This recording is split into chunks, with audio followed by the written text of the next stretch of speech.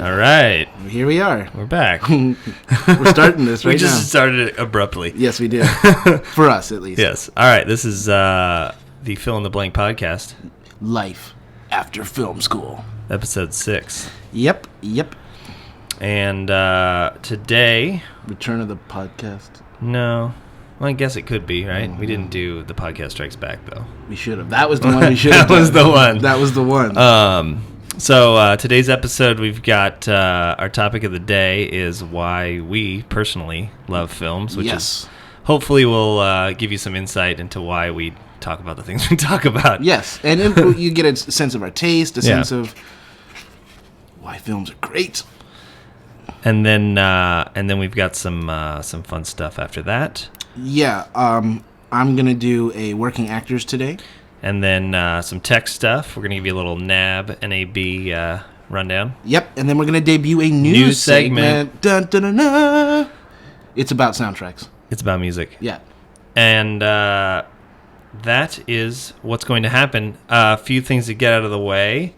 Remember, I'm still on my crusade for Facebook. You should be. Go.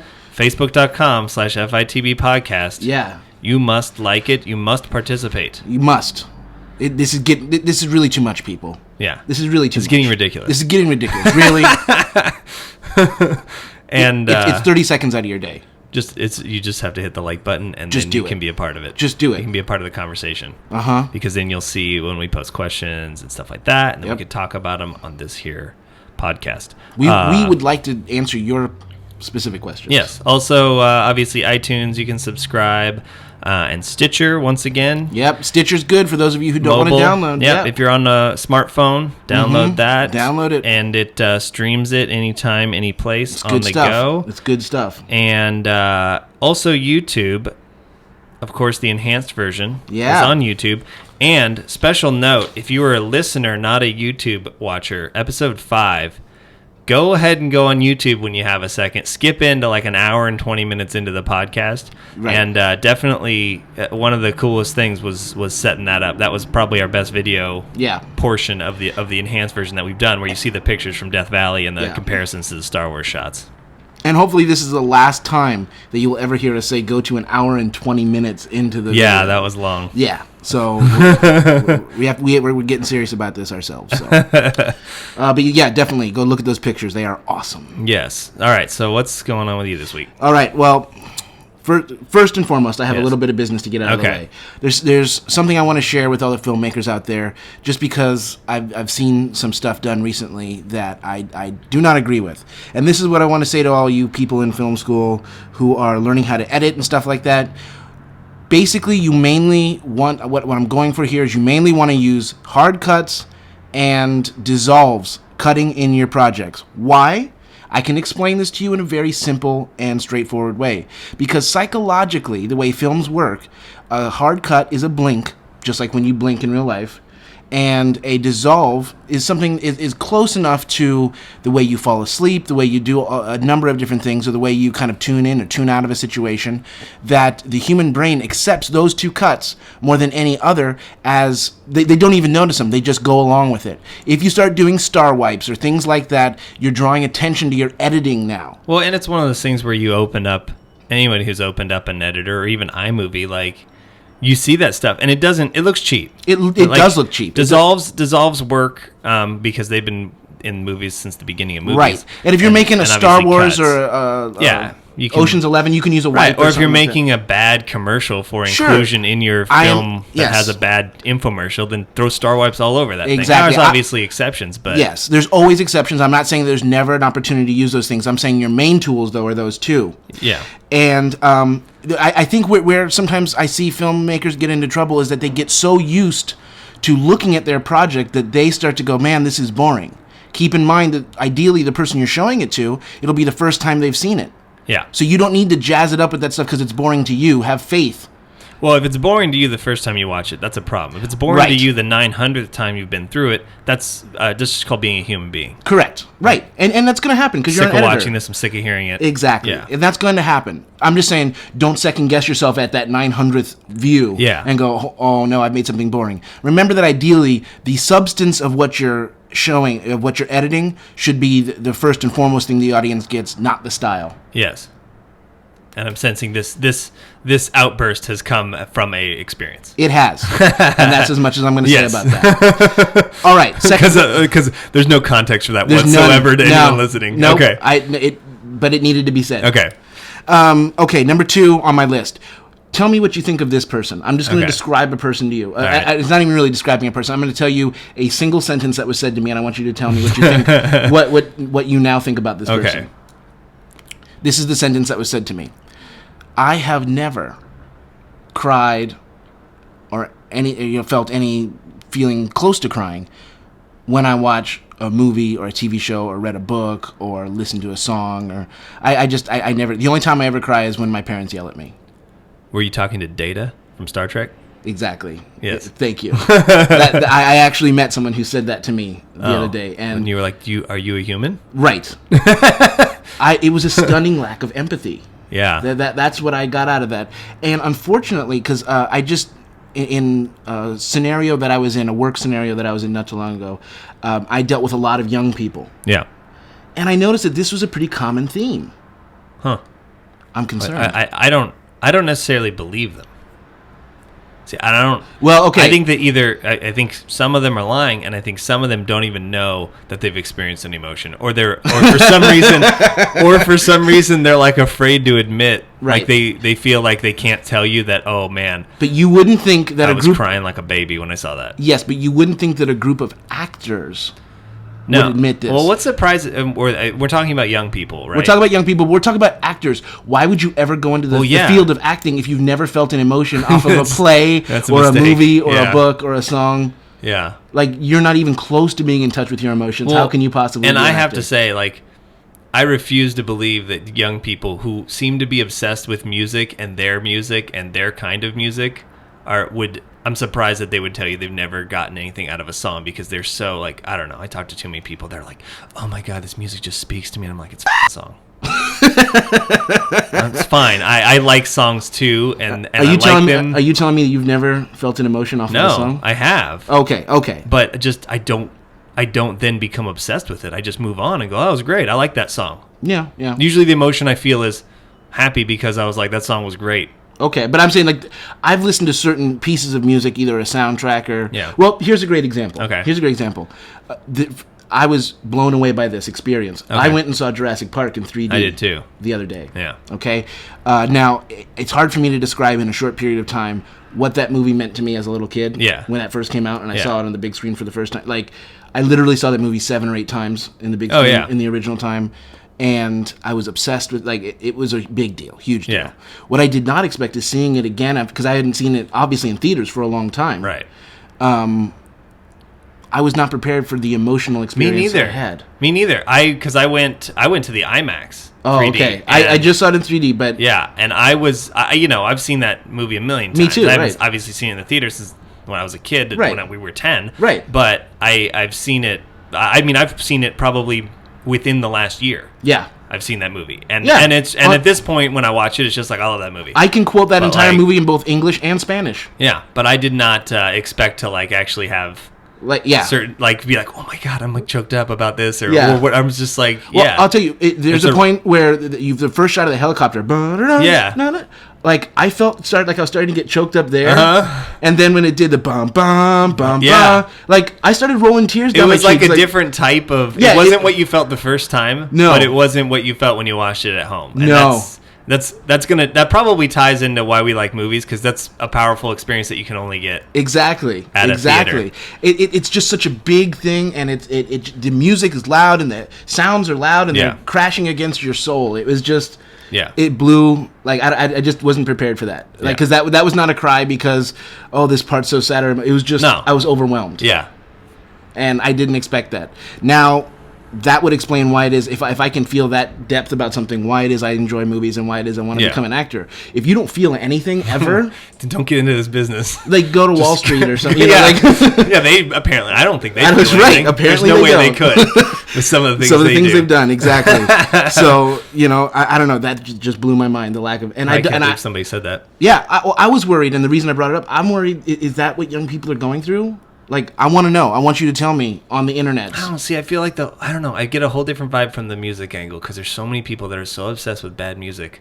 I'm sorry, in my opinion. Right, I understand. And that are so into it. And I'm like, well, you must be feeling something to be that into it, unless you're just being into it to be part of a thing. But right. I don't know how much motivation that takes. Well, I'm sure that there are some who truly feel it, and they just, and I'm sure that there are some who are.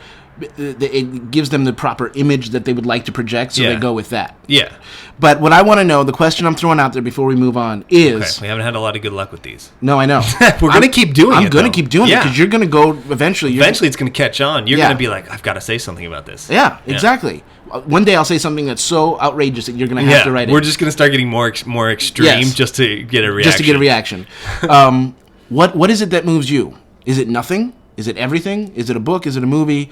And I want to know. I want to know if what you want to know. I think to make it a little bit easier of a question to type would be what type of art.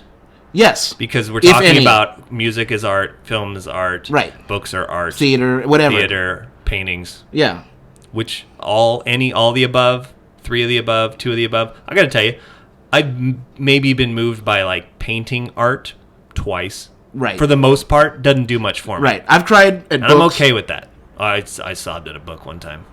Did you really? It was Where the Red Fern Grows. Oh, okay. But that's because my sister lied to me. I was like, I don't want to read this. I don't want to read this if the dogs die. And she's like, they don't die. Spoiler alert. And like, it's a horrendous dog death. I know. It really is. In detail.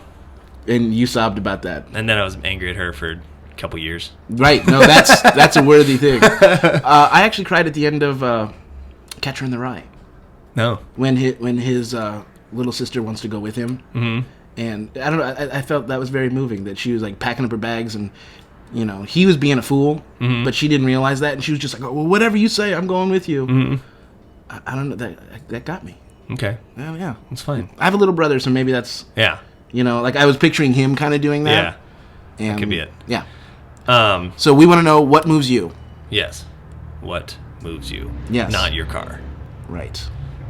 Right. Okay, I think we need to have a little special yes, we do. Segment here to talk about a little serious. Roger Ebert, who really kind of affected me when I found out he had died. That's one of the bigger ones recently for me, because now I don't know who. I mean, now it's just me. I just have to listen. Who are you gonna listen to? I'm gonna listen to me. That's it. Unless somebody can prove to me that they're worth listening to about their opinions when it comes to film. Yeah. It's just me now. Yeah. I have to make up my own mind. I did that before, but Roger Ebert usually, even if he didn't agree with me, I could respect what he had to say about it. Yeah. Well, the thing that, to me, I guess he's just always been there. Yeah. Like, always. And yeah, I kind of didn't too much. We used to watch that show, have that show on every Sunday. Me too. The Siskel and Ebert. While dinner was being cooked and people were in and out of the kitchen, we'd have it on. And that's how you knew what I didn't watch it quite as much when Roper came on, because I like Siskel too. Me too. But we still watched it sometimes. Yeah. But it's just like, and when you think about it, there was nothing like that when that show came on. It was on PBS originally. It wasn't called At the Movies, but it was basically the same show. Right.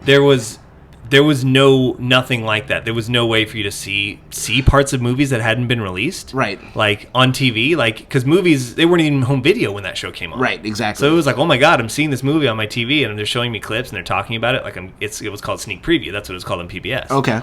And it's pretty cool that they invented that, and then obviously it was able to take off and get on network TV and whatever. But Roger Ebert really was a cutting edge. He kind of, with a few other people, I'm sure there's other people involved too, but defined modern. Well, yeah, and he's kind of more of a public figure than most reviewers. Yeah, but he helped define what modern film reviewers are. And I know you agree with me on this, but to me, he was like the people's critic. He was he was able to write a review from a scholarly film studies standpoint. This is why I love him, yes. And then in the last paragraph be like, you know what? This movie was not, by those standards, this movie's horrible. But guess what? If you like these things or if you're into this, you should go see this because you're going to love it. Yeah. Just like he would freely admit, I've seen reviews where he was like, this movie wasn't great, but you know what? When I was a little kid, I loved these stories, so when I enjoyed every minute of this movie. Yeah. And like that's what I don't know any other reviewers who will do that. Exactly. They all just want to tell you from their snooty point of view. Exactly. That this isn't very good, blah blah blah blah. They want to tell you why you shouldn't like it rather than and show off how smart they are. Correct. Versus find reasons to like it because they like movies. Correct.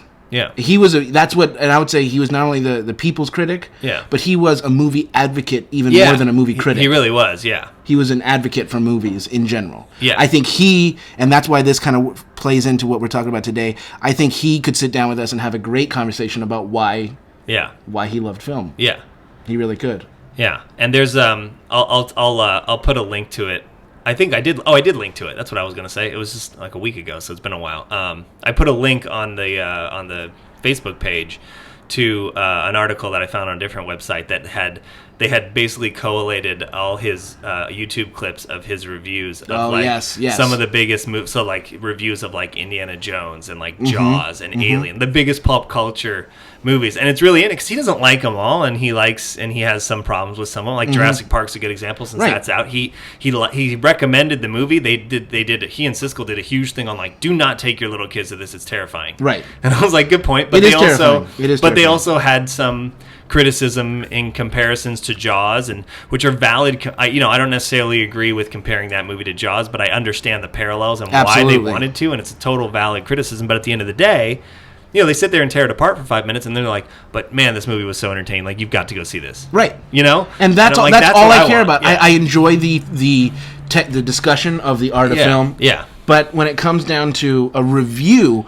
the purpose of a review is to let people know who will enjoy this movie. Yeah. Not to tell me what to think about the movie. And I think he was able to watch, like we were talking about last episode, I think, or maybe the episode before that, about being able to watch a movie. Right. It just as a person, and then as someone who has that knowledge of film aesthetics and film history and the art of film. Absolutely. And he was able to do that, I think, and then and write it in his reviews. He'd kind of have, he'd have his little his reviews to me were always like, here's a synopsis without giving away anything. Right. Here's the critical analysis, and then right at the end, here's it for everyone who's really reading this review, which is the general public. Right. Exactly.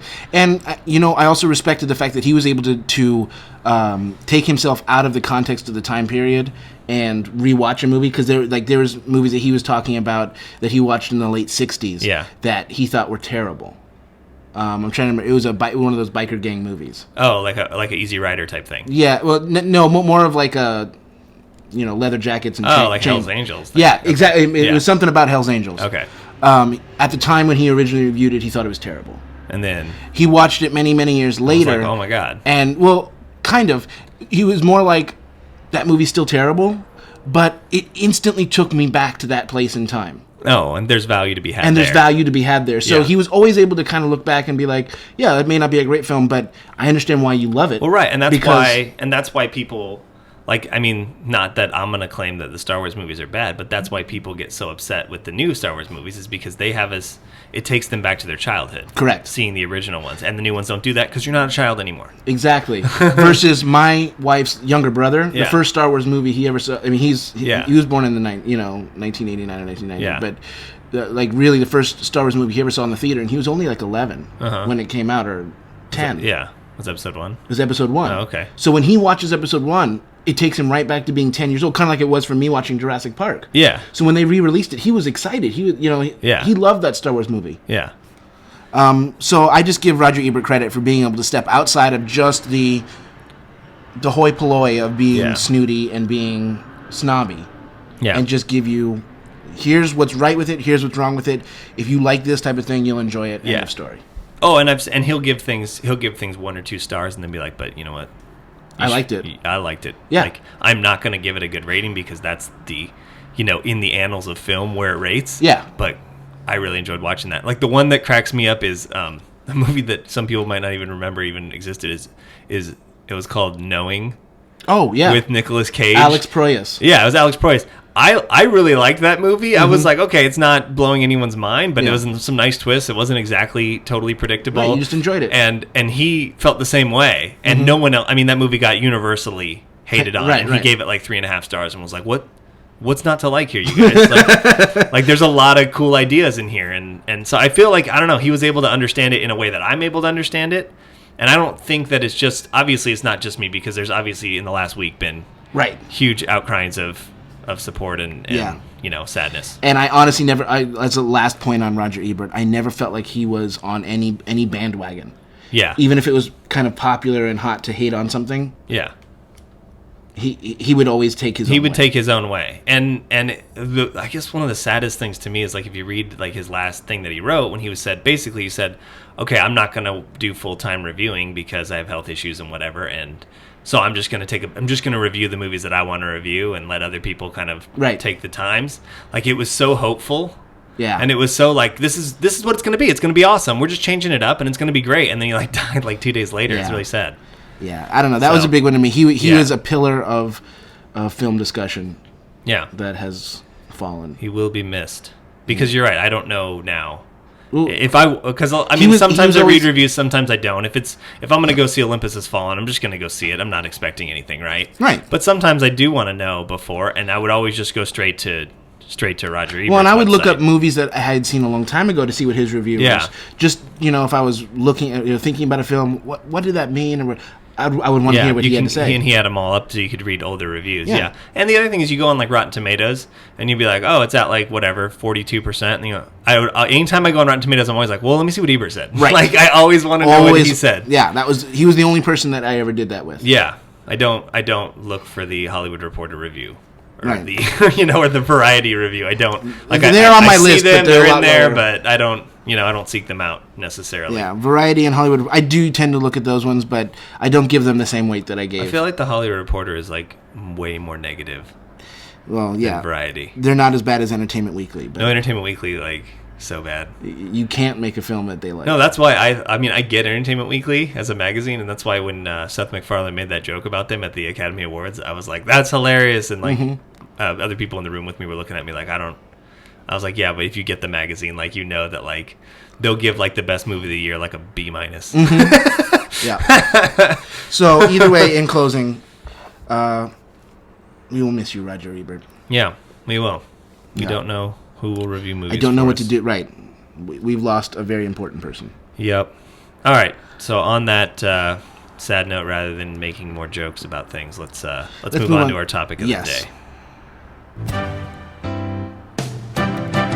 Boy, we got your topic today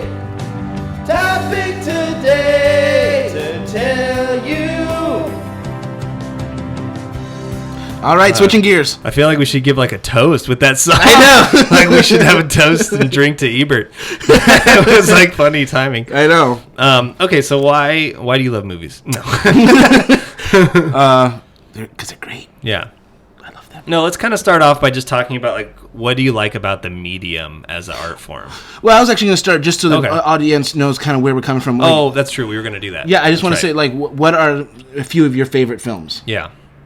Well, as you well know, everyone well knows at this point, Star Wars. Mm-hmm. It's one of mine, too. And obviously, so Star Wars and Steven Spielberg movies. Right. I like those. And I mean, not every Steven Spielberg movies. I'm not going to put like The Terminal on my list or anything. No, I understand that, but everyone knows which ones I'm talking about. I'm talking about your Jaws and your Close There's just too many to name here. So Steven Spielberg films, the Star Wars films. And then I would have to say this is a weird one that is a standalone, although also the filmmaker too, but what I would put in my top 3 movies is Master and Commander. Far Side of the World. I was just about to ask you, what's that movie? That you could watch every day. It's that one. Like, that one ends, and I'm like, I just want to start that one over. I mean, I could watch Star Wars every day, too. No, but I want the one that's more obscure, that's not Star Wars. It's Master and Commander. When you're sick, what movie do you put on? And that's a reason. Well, when I'm sick, I put on Dumbo. Oh, okay. Yeah. Okay. Or old Disney, Swiss Family Robinson, or 20,000 Leagues Under the Sea, or Davy Crockett. See, those are mine, too. But that's because that's what I watched when I had to stay home from school because I was sick. Right. No, I know.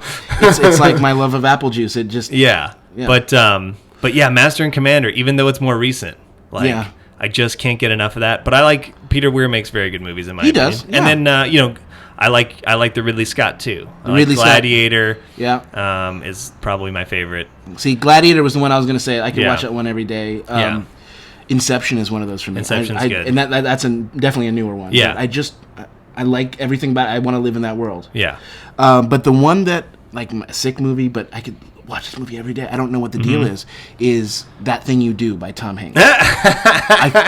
That's hilarious. I love that movie. The Oneders? The Oneders. That's right. That's right. And that's good. Let's hear some more of yours. I mean, Close Encounters we've established. Right. Yes. I'm agreeing with you on the Star Wars Steven Spielberg. Okay. Because I feel like if you're of our generation, he made your childhood. Same thing, and even though I didn't realize this for a long time, a movie that was big when I was a little kid was An American Tail. Oh, see, I know. Secret of Nim for me. Oh, okay. If you want to go with the not Disney, Secret of Nim. Well, turns out you know who did American Tail. You know who wrote the story for that? Who? Steven Spielberg. Oh, really? Yeah. It's too bad it was animated by those guys. Was it Bluth? It's Bluth, yeah. Yeah. They were I'm not a huge Bluth animation I'm fan. not either. Like the one that as a little kid I couldn't stand. Yeah. That everybody loved was The Land Before Time. Oh, no, I did like the Land. I had a Land Before the Time birthday party. Really? Because that was when we were like 6 or 7. Yeah. That was like right in dinosaur time. See, I loved dinosaurs. Yeah. But I felt like that movie was trying to manipulate me. I did like it. I didn't like the rest. Okay. It was trying to manipulate you. It's a movie. Okay, fair enough. But I didn't like the way it was trying to manipulate. I don't know. I just remember being... When you're 6 and you can tell it's manipulating you, it's probably a problem. Yeah. And then if you want to talk about like more classic stuff that I like, obviously like The Godfather. Like, of course. Okay. But pretty much all of Hitchcock. All of Hitchcock. North by Northwest is one of those movies that I could watch that every day. I was going to say Casablanca. I love Casablanca. Yeah, Casablanca. I obviously it's great, and it's not one of those ones that I want to watch again and again. See, it is for me because I feel like Rick, and this is backwards. I understand, but Rick in that movie, Humphrey Bogart's character, is the proto Han Solo. He is. So when I see that, I think like that's totally my one that I like as much as you like Casablanca is The Third Man. Oh, that's a good one. Yeah. And so those, come on. We're kind of naming the like ones. Those. Right. That's why I was trying to get some of like the Master Commander, That Thing You Do. Yeah. And let me just say this. The reason I like That Thing You Do is because it just makes me happy. Yeah. Like at the end of it, I just watch it. It's fun. It's funny. There's a good song, and I'm happy at the end of it. Yeah. There's a cute little love story. Like if I had that's one of those movies that I wish I had made that. Yeah. And it's totally Tom Hanks-ish. Yeah. That movie, and I love Tom Hanks. Yes. I also am a big war movie fan, so I like Patton. Oh, sure. Midway. Okay. Midway wouldn't be a good movie by most people's standards, but I just you love enjoy the hell out of that with Charlton Heston. See, I'm a big musical guy, so like West Side Story is a huge one for me. Well, that would be considered a great film, just like Singing in the Rain. Like, like those ones are not. No one's contesting those. See, Singing in the Rain and That Thing You Do go in the same category for me. Yeah. I'm not necessarily comparing them as like equal quality movies or historically valid movies, but they both make me feel that happy. Like I'm just happy. Yeah. I'm trying to think. Well, now of course I do. I'm not afraid to admit it on here because it's been alluded to. I like Michael Bay. Oh well, yeah.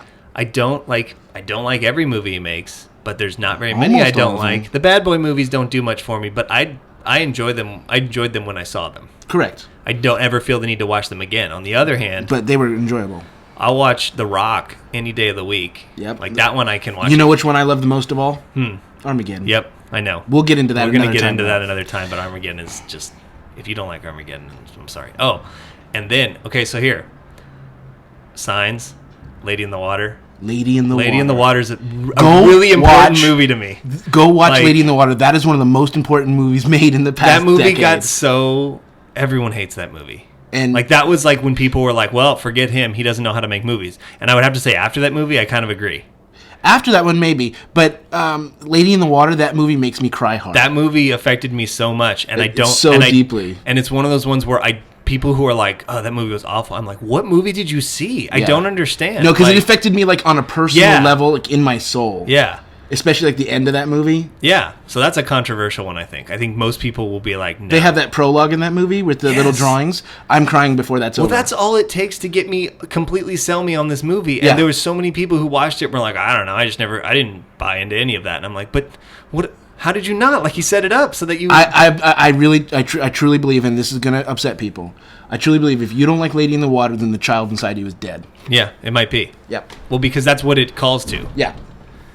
So I'm not going to sit here and sing the praises of M. Night Shyamalan, although he's made some good movies. I like Unbreakable. I like Signs. I like The Sixth Sense. The Sixth Sense is a good movie. That one's probably my favorite, oddly enough. Lady in the Water, the one that's the most hated is my favorite. Because it touched my soul. Yeah.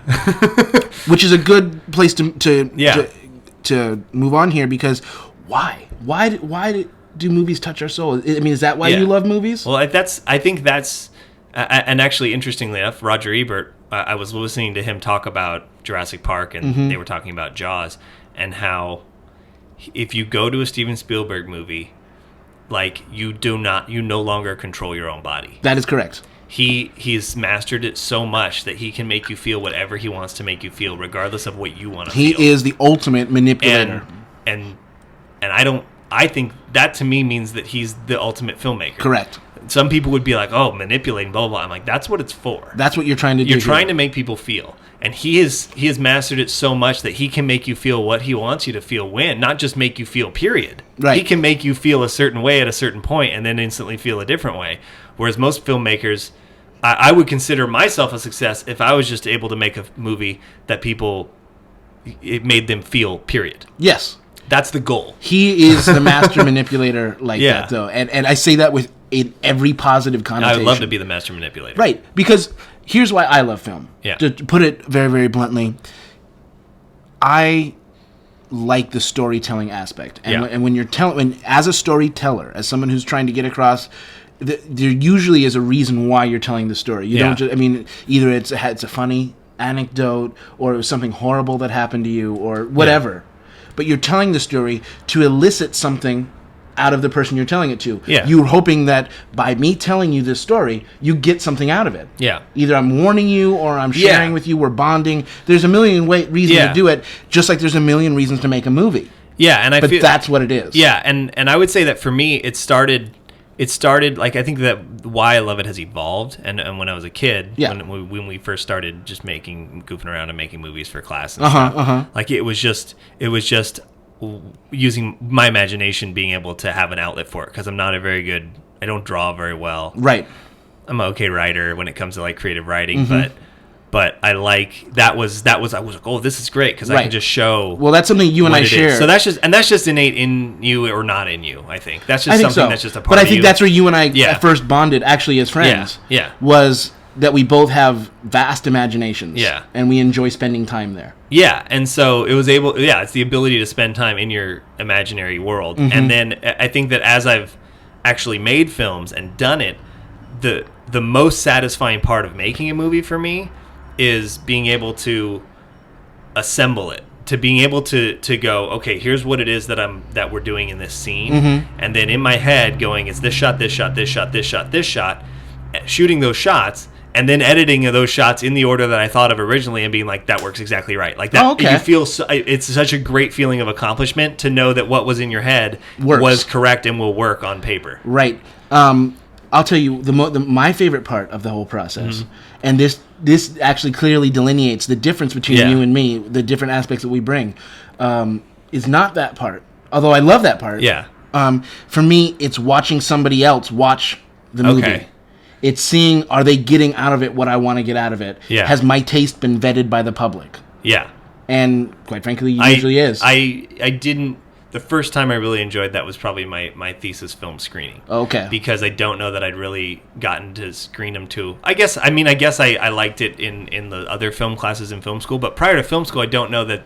I guess I take it back. Even getting your parents to watch it, you know what? I just don't like it. Here's why. Here's why it's different for me. I was in all of those horrible high school movies, right? And so I hate watching myself. and I don't want to be in them. I was only in them because there was no one else to be in them. I understand that. So when I finally was able to make the films that I'm not in and then I got that satisfaction out of the audience reaction. Sure. Because I didn't have to deal with them looking at me and whatever. That's just a psychological personal issue with people looking at me on film. I don't like it. Okay, well, let me share a similar psychological personal issue with you, because I was in all of them too. Yes. But I wanted to be in all of them. Yeah. I think the reason I like that end point is because I crave approval. Yeah. Well, everybody does. Yeah, everybody does, but actors worst of all. That's true. Yeah, actors crave it more. I need you to like me. It's more than getting satisfaction out of the work. Yeah, just from doing the work, which I get a lot of. I want you to tell me I was good. You need someone to tell you it was good. I want to surprise you with how good I was. Yeah. So that's part of why I like making films. Yeah. I feel like, obviously, because we're doing a podcast, that I have things to say. Yes. And I like it when you get those messages and then you tell me how good I was. Mm-hmm.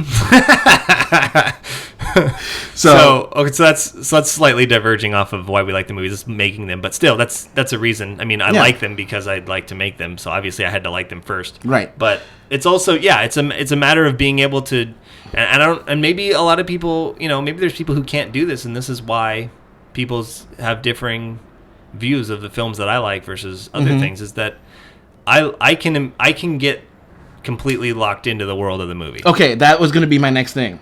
I was going to say that when I watch a movie, and I think you're the same way, I don't eat popcorn. No. I don't want to drink. I don't want candy. I get upset if I have to go to the bathroom. Yes, because then, And nothing will upset me more than the person next to me is eating or behind me is eating. Or, I don't want any outside input. I want the only sensory input to be the movie. Because I do view movies as an escapist medium. Yeah. It allows you to fantasize, once again, living in that imaginary world. So cell phones are just like, oh, I hate you. I will kill you. I had forgotten that we lived in a world that even had cell phones. Right. But I like you, I can get completely locked into the screen where like everything else drops away. I'm living in that world. Yeah, and that's what I think goes to what we were saying last week when we're talking about, can you watch the movie not critically, right? Basically, and that's what I do. Is like I get completely locked in. So that's and I don't know if that's a talent or a thing or whatever it is. That's what I do when I go to the movie theater. And that is me too. And I don't get that feeling at home watching it. And I have a million Blu-rays, but I don't get that feeling on my TV. Right. I will say enjoy the movie, but I will say that sometimes people don't like to go to the movies with me. Yeah. Because I'm very serious about it. Yeah. Like I'm like, don't talk to me. Yeah. Don't talk to me. I don't want any popcorn. As soon as the previews are over, it's everybody shut up. Right. Yeah. And that's why I used to. I really rarely took, before I was married, I rarely took dates to the movies. Yeah. Because we're not there together.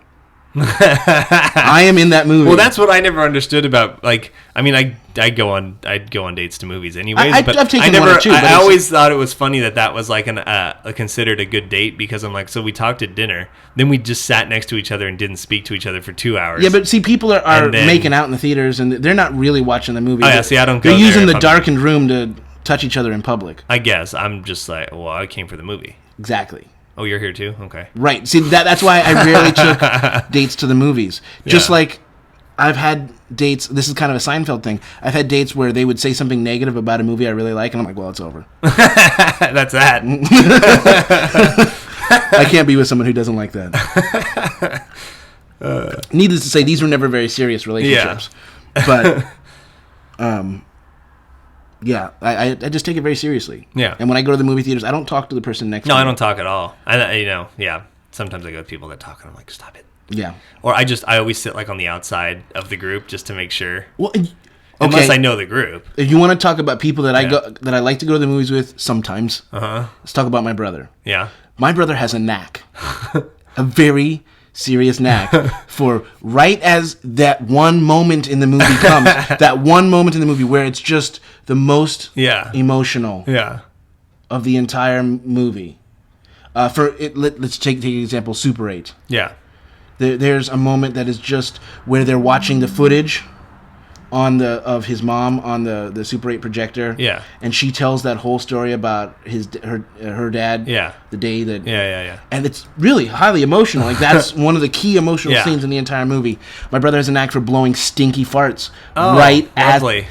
And he doesn't hold him. Like I don't know what it is. It's just it always happens, and you can always tell because you don't smell it right away. But he starts laughing uncontrollably. like with like tears running down his face laughing.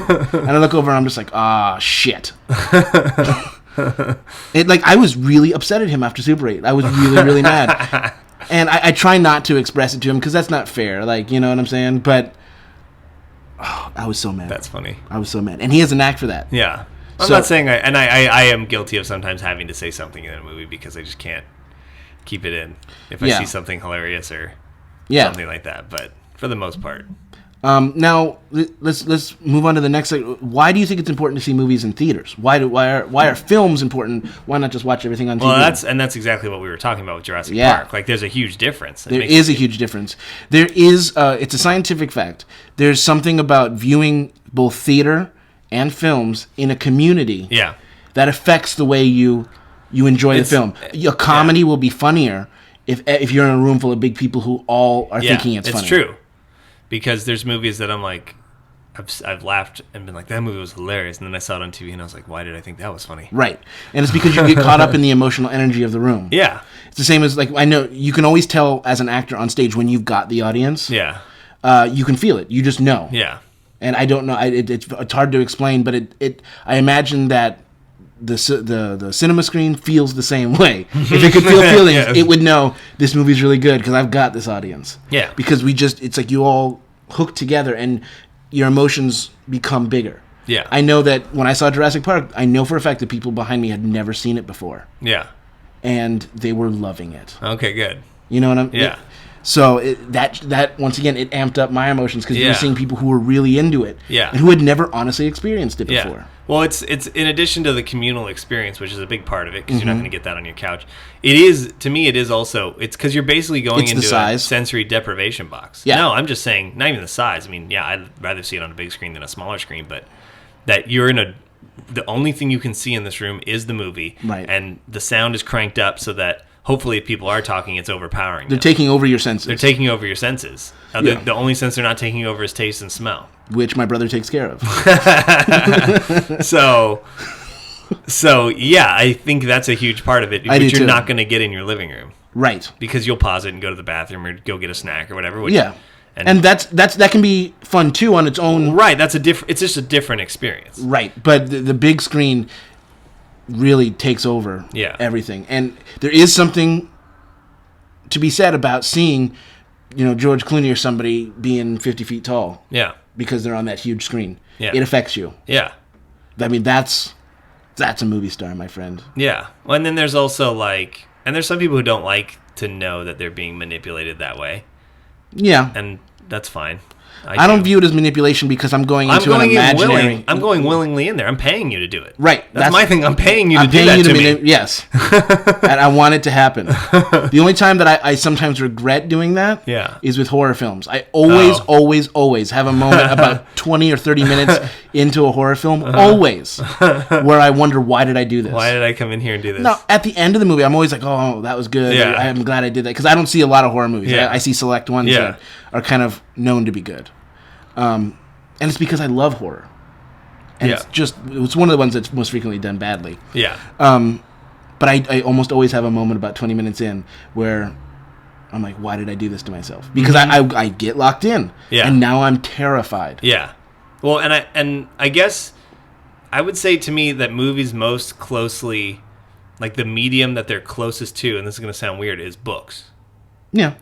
Because not just because they just adapt every book that's ever written because they can't come up with an original idea anymore. No. Actually, they can, but no one will greenlight it. Right. It's that in a book you create another world in your head, and you make up all this stuff that couldn't exist or doesn't exist, or it's how you want it to exist. Mm-hmm. And in a movie, instead of being through. It's still through your eyes. Yes. You're reading it and you're comprehending it. In a movie, they're able to show you places. Right. You can see them instead of just imagining them. And so but I think there's a difference, and I love them both, but I also like the option of being able to see something that I can't imagine or that can't be.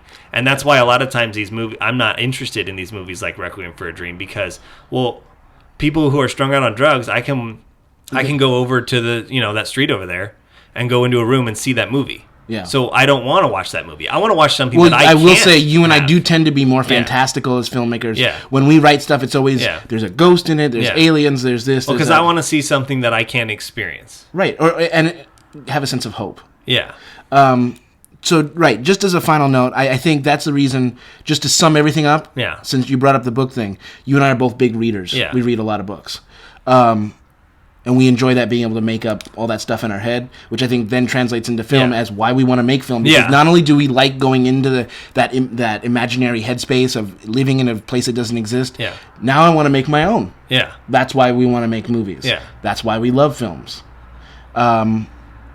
So at the end of the day, it comes down to enjoying using your imagination to imagine things that couldn't be or could be but aren't. And that's so I guess that's what's interesting, see, because when you that's the making part. But watching a movie, you don't use your imagination.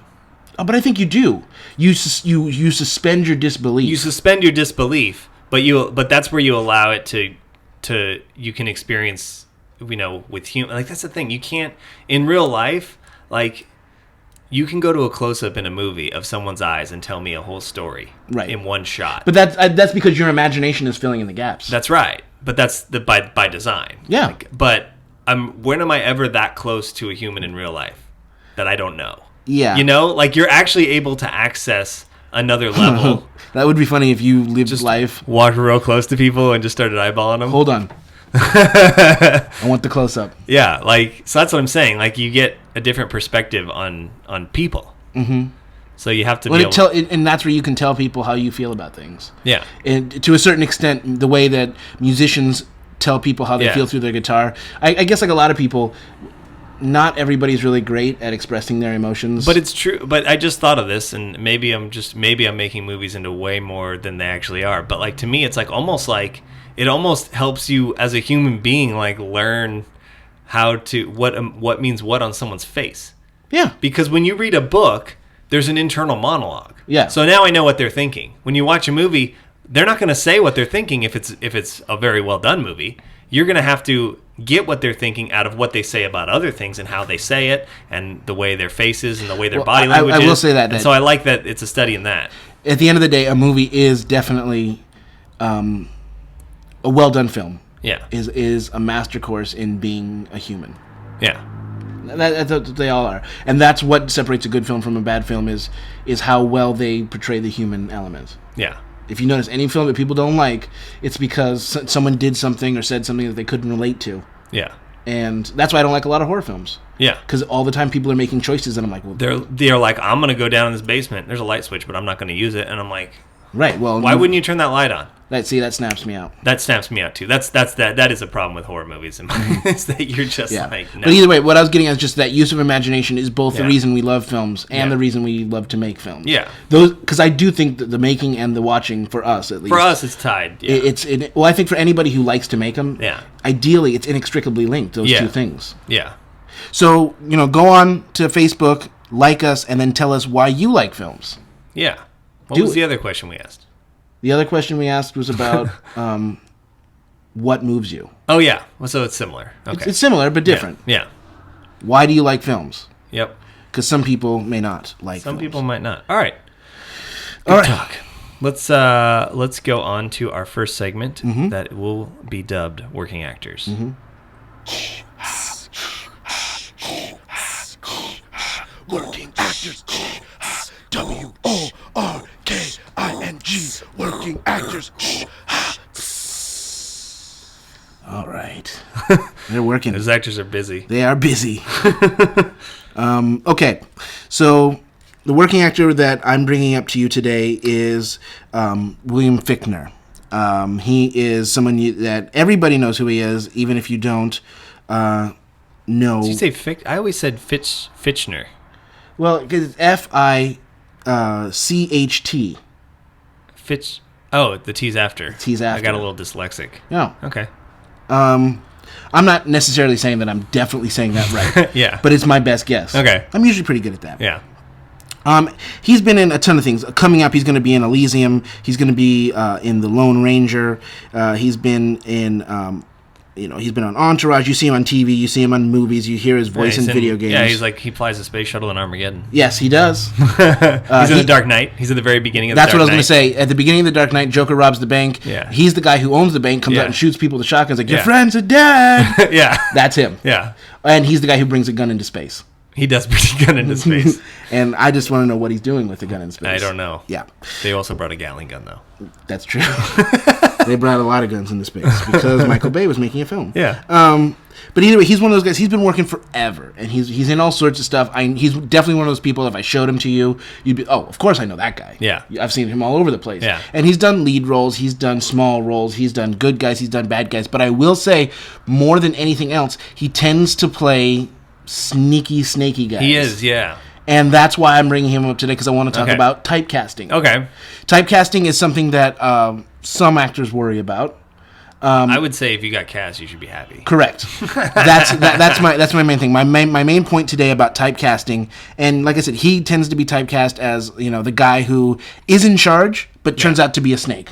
Yes. Because he has that look about him, and that tends to be how typecasting is. It's the look about you. Now, let me just quickly delineate. I am not talking about racial typecasting. That's a whole separate problem. Yeah. If you're a black guy who always has to play a drug dealer or a pimp, that's a whole separate. I'm talking personal typecasting today. Yeah. I'm not that the other topic isn't valid, but that's just not what I'm talking. And usually I would, maybe I'm wrong, but I would guess that this typecasting comes about by you having played a role of a specific type, and then people are like, oh my God, that was what they noticed you in, and now they want to make you that guy and everything. Correct. Yeah. So we're talking personal typecasting. You're casting this because your face looks like the sneaky, snaky guy. Yeah, or the character you played that one time. Correct.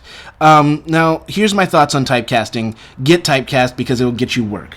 You don't hear people who just want to work worry too much about typecasting. Yeah. Oh yeah, he's in Black Hawk Down too. I know, he's in all sorts of stuff. Yeah. So don't stress out so much about typecasting.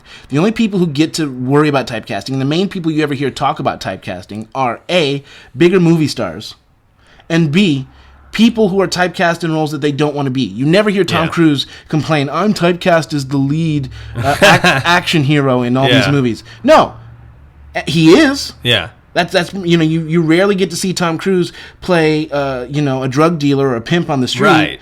But you don't hear him complaining about it. Yeah. So you only don't want to be typecast insofar as you're not doing exactly what you want to do. Now let me say this to you. Not everybody who's going to be an actor, myself included, is going to get to be the lead or the action hero or the romantic interest. You don't hear Hugh Grant complaining about being the funny, affable, oh, I'm just so charming, yes. Yeah.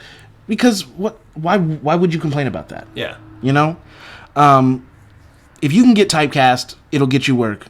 Don't worry about it. Yeah, do it. And usually, if you get enough work, someone at some point will give you a chance to do something that's not. Yeah. And that's a valid aim, to do something that is not part of you, in the realm of what you've been typecast as. But if you're just trying to work, don't stress about it. Mm-hmm. Get yourself typecast, because at least you're going to get some steady work. Yeah. If you're the go-to guy for sneaky guys. Well, and I would say this just from watching certain actors that I would feel were typecasted. Like, that's, if you can get enough roles so that, like, you're actually, people know you, like this guy, right? Like William Fichtner, like, people know him, if not by name, by image. They see him and they're like, oh, I love that guy. Right. Then you can, now that you're someone, even though you're not a star, right, you can then go do the other type of role in, like, indie films, because indie films will be like, oh my God, right, we're just glad to have you. We're just had to have someone that someone knows on board. And that at the end of the day, and then you can change your perspective. Right. And that, to wrap up this working actors, at the end of the day, is my point. Use the typecasting to get you work. Yeah. Beyond that, if you want to do something else, that's fine. You can do it if it's not exactly where you want to be. But don't shy away from being typecasted. If you can get consistent work, get it. Yeah, he's good. He's great. And yes, go see William Fichtner and stuff. I guess Elysium would be the movie to see him in this year, huh? Probably, yeah. Although I think that movie looks great. He's also in The Perfect Storm, and he does play like a slimy guy in The Perfect Storm. Well, yeah, like I said, he does that quite a bit. But you believe that he has a certain gravitas and strength, but he'll probably... Oh, he's in Heat? I didn't realize he was in Heat. Oh, yes. He's also going to be in The Lone Ranger, which I'm looking forward to. Yeah. So go see that. Go check out his films, and don't worry about being typecast. Yeah. All right, it's good. I like that Working Actors has taken on a subsidiary theme other than highlighting the actor. Yes. I think that's fantastic. Good. All right, I've got some tech stuff for you. All right. You're wondering who I am. Tech stuff. He's got some tech stuff. Software or brand new cam. Tech stuff. He's got some tech stuff. With things to tell you all. Tech stuff. He's got some tech stuff. You're in the tech stuff hole. Oh man, I got an email during the text. Did you hear that little ping? I did. That was my iPad getting an email. Okay, so I'm going to talk about NAB. Oh, yes. And we alluded to the fact that I was not going to it last week. Right. However, there's a thing called the internet. Yep. So I think I've heard of that. Was able to get some information about what happened there outside of actually being there, which is great. All right, hit me with the highlights. All right, let's do the quick highlights, and then I'll have my kind of my thing that I was most excited about of the show. Let me pull up my little paper here. So it's in Las Vegas. Everybody, all the major. It's not so much like showcasing talent as it is showcasing equipment. It's an equipment thing, which is why it's tech stuff. Right. So some of the stuff that got announced, and this is going to be for people who are involved in the industry and are looking at cameras and stuff, but Red always has something interesting to show. They're the people who make the digital cameras that they shot The Hobbit on, and a lot of movies are shot on Reds now. And they have a thing called the Red Scarlet that's like supposed to be the like kind of more affordable version of the Red, but it's still $15,000 just to be able to use it. So I don't consider that to be affordable, but it does shoot 4K. Anyways, they have a whole thing where you can take your Red that you currently have, and they'll upgrade the sensor in it for like $4,000. Apparently, they were doing that on the show floor, so that was kind of people were enjoying the heck out of that. They were tearing apart the cameras on the floor. Also, another cool thing that apparently was out there was this thing called the movie camera gimbal that this company made. That it's a handheld, not like a Steadicam on a vest. It's a handheld thing that basically provides you Steadicam control by putting your two hands on it. It's a huge gimbal. Oh, okay. But it's only for like 5 to 10 pound cameras. Oh, okay. But that apparently impressed a lot of people. Again, $15,000. So, okay. But I mean, this is stuff that, if you're an indie filmmaker, that's something you'd rent. Yeah. It's something good to know what's out there. Yeah. Sony is making 4K TVs. Okay. Available to consumers. At a certain point, it's going to get past what my eye is able to actually. Yeah, well, I believe Sony's the one who's actually got the. They're going to sell like a box that you can stream 4K stuff off of for like $7 bazillion. Oh, okay. And then you've got Thunderbolt. That's the popular high-speed Mac. Intel's basically making a new version of that that's double the speed, so that's like 20 gigabytes a second or a minute, whatever it is. It's ridiculously fast. So those were kind of some of the stuff. Avid came out with an upgrade. Okay. And they dropped their price to now $1,200. And what is the website where people can go look up more of this stuff if they want to know more? The NAB website doesn't really have it. I was kind of getting my roundup from Engadget. Okay. But that's not like where all the stuff is. And everybody has their own little stuff. So anyways, my pick of the show is Blackmagic once again. Oh, yeah. Last year they came out with a Blackmagic Cinema camera, and this was $3,000, and it was shooting 3K, 2K, 3K, 1080p, anything below it, right? Mm-hmm. And it was interchangeable lenses, so it's basically trying to steal business from DSLR makers. Right. Except they actually had true, like, actual cinema sensors instead of still sensors. Right. And from it got kind of mixed reviews because it was missing certain things and it worked, but it was kind of a workaround. Anyways, this year they came up with a step above that shoots like 4 or 5K, and you can put like the huge movie lenses on. Nice. But the one that is my thing that I'm most excited about is the Pocket Cinema camera, and that is a small little camera that is, I wouldn't say quite pocket size, but pretty darn small, like size of a small. Probably a large consumer still camera. Mm-hmm. Once again, you can put micro four thirds or any other types of lenses on it. So you can grab your still camera lenses and throw them on. Nice. Or you can get your 16 millimeter prime lenses. Nice. Or you could go buy your vintage like old glass lenses and like so you can shoot anything.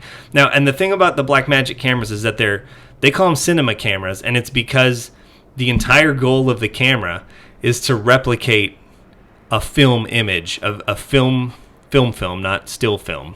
Like a film image. So this one has a like true... a 35 millimeter film. Right, and this one, so the Pocket one has a true 16 millimeter sensor.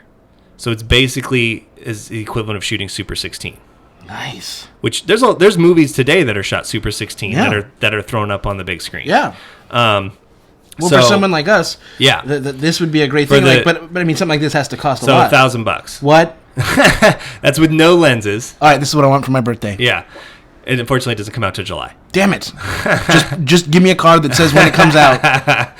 So you don't get a lens with that. So you need to get lenses, that's understandable for $1,000. Yeah. Nice things about it are the ability to do that. You can shoot it in their format, which is where you can it kind of shoots like more than one exposure, so you can then grade the image after the fact. Oh, okay. So that's for your high precision control, or you can shoot an Apple ProRes for just your everyday stuff, and you're not really going to do too much post work with the image. Okay. But I mean, ideally, when you're done, you're looking at an image that is... It's going to look like a film image, and they're just trying to replicate film. And I'm like, well, nobody else is doing that. Because if you watch the DSLR stuff, yeah, it's very clean, and you can get that shallow depth of field, but it still looks video-like. Yeah. They're not going to let you shoot anything but 24p on this. And other images that you can see with... I'm going to post pictures of the camera and some of their like demo. I'll post the link, and I'll post their website, the stuff that they have up on their website, which is obviously going to be fantastic looking because they're trying to sell it. But also, nice thing is it's got an HD display on the back. So there's no like viewfinder. It's just a big monitor on the back.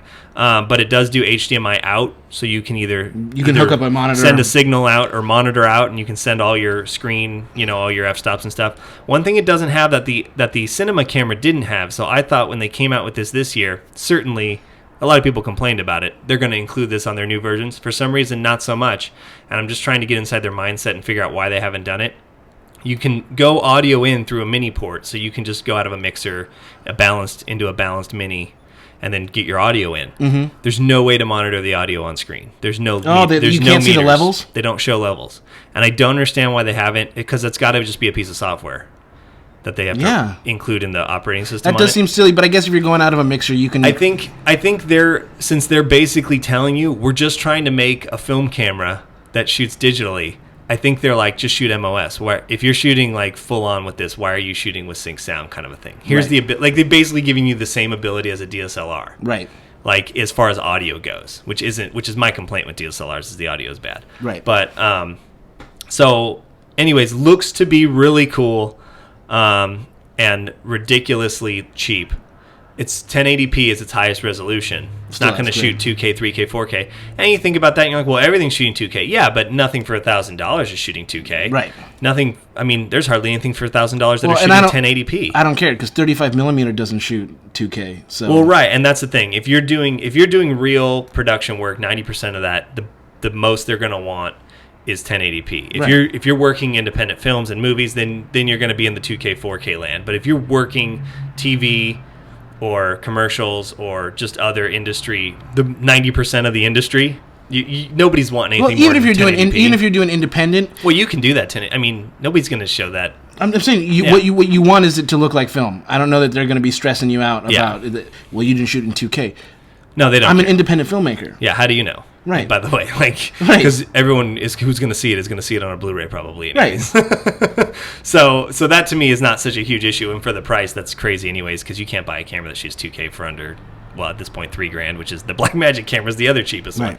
So I'll be interested to see what the reviews of this when it actually comes out. They were demoing it, and people got their hands on it and discovered there's still no audio meters. Mm-hmm. But I'll be interested to see, come August, September, how the people are reviewing it, because I think that it could be a really cool solution for a lot of people. So for $2,000, you could get yourself a camera and 2 lenses, right, and be ready to go. And it shoots on SD cards, just like everything else. Oh, one more quick thing that came out for those people who use Panasonic P2 like me. They came out with a mini P2 card now, And for a minute, I was like, oh, you bastards. Like, because there they go. I've invested in this format, and now you're changing the format. Well, the mini P2 format is basically like an SD card, except it's not. It's the same size, but it's way more hardy. Like, you could throw it in the snow and stomp on it, and it's fine. Right. But they actually came out with an adapter, so that it slides into an old P2 card. So nice. For people like me with the older P2 camera, that's the big card, right. You could buy, and these are cheaper. These are like half the price of the old P2 cards. So you could buy these and get them in the adapter and be good to go. Beautiful. So, all right. That's the NAB review. So tell me if you guys follow that. I don't know how many of our listeners are really into the techie stuff, but if you are, let me know what you thought or if there was anything I missed. And with that, we will hit up our final segment, new segment, which we will now... Whoa. Oh. Look at that. That was just fortuitous. There it is. All right. That was an accident, but it wasn't. It was a good accident. Yeah, happy accident. Okay, so what we wanted to do was play the intro for our new segment. The films come alive with the sound of music. Yes, they do. The films do come alive with the sound of music. Yes, this is this is our new segment. It's a soundtrack or music review segment, but we'll stick it with films. Yeah, ideally they're the ones that soundtrack. Come alive with it. The soundtrack we're reviewing today is Oblivion. This was done by M83, the band, the pop duo. I don't know if they're a duo. I thought it was Daft Punk. Why did I think that? That's because they did Tron Legacy also with the same director. Oh. This time it's M83. And also a electronica. Yes, they're kind of an group. And they also worked with Joseph. I think his name is Trapinski. I can't say it, but he also helped with the Tron soundtrack. Oh, okay. But this is the new soundtrack to Joseph Kosinski's new movie, Oblivion. And which I'm excited to see. I'm very excited. I read a couple reviews and they were kind of like, "Well, it's good, but it's not very. It's nothing like mind blowing." And I was like, "That's fine." Yeah, it looks really cool. It looks awesome. That's the name. But this soundtrack is very, very good. I will kind of compare it to the Tron Legacy soundtrack because they serve a similar purpose. Yeah. And once again, he's taking a pop group and making him do the soundtrack. Yeah. Right.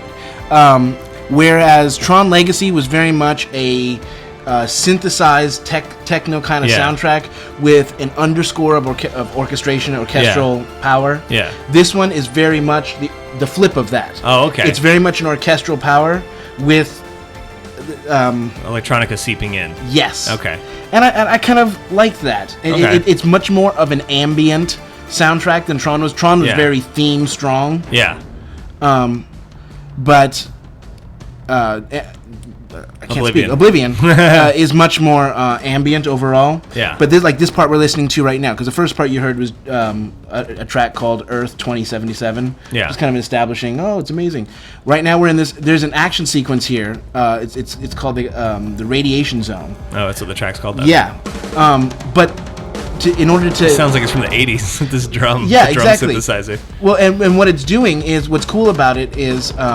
It goes back and forth between your speakers. Yeah. Because it's actually two drummers having a drum battle. Oh, okay. So they're kind of trying to get the feeling of the whatever battle's going on, with drums battling each other. Yeah. Two different drummers, which is kind of an interesting. That's a cool idea. Yeah, I thought so too. And then it's just one of those soundtracks that it has that cool like sci-fi kind of sound to it. Mm-hmm. It just sounds. It sounds like what you want Tomorrowland to sound like. It's like,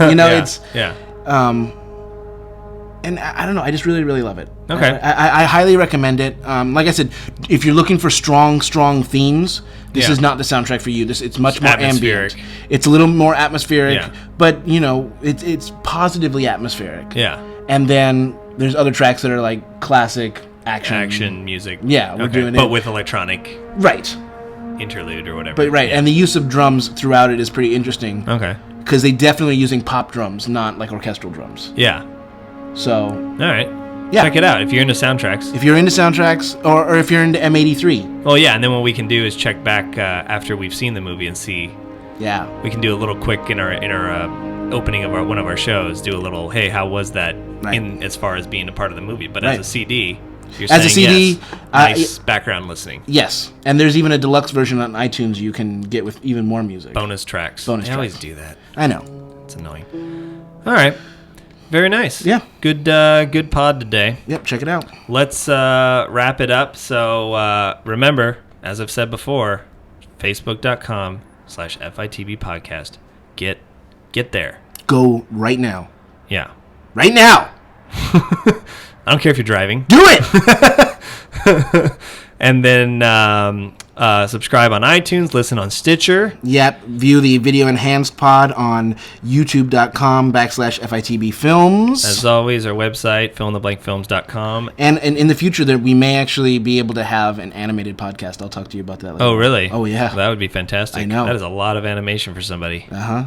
Well, we do segments, but either way. Oh, okay. Well, we would probably pull those out then and have them separately released because that would be ridiculous to do our hour and 40-minute podcast as an animation. And then Twitter's GPL Films for me. And Austin JD14 for me. We didn't even introduce ourselves at the beginning of this. Oh, right. Okay. I'm Austin. I'm Greg. And that was the podcast. That's the way it is. All right. We will see you next time.